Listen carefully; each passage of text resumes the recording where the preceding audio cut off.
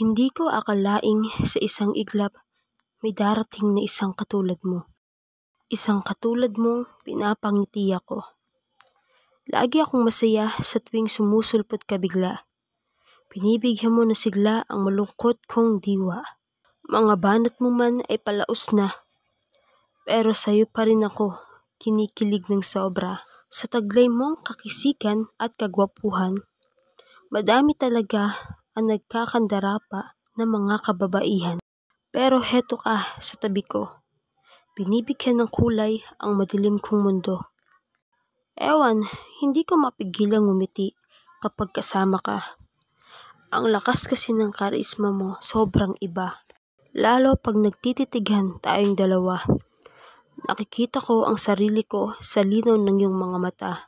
Kung tadhana man ang may gawa ng ito, nawa ay hindi maputol ang lubid na nakakonekta dito.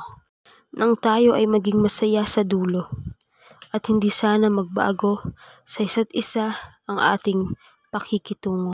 What's up guys? Kinilig rin ba kayo sa tulang ginawa ko para sa daddy?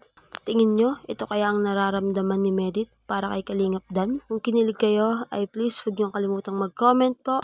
Maraming salamat po sa panonood at pakikinig.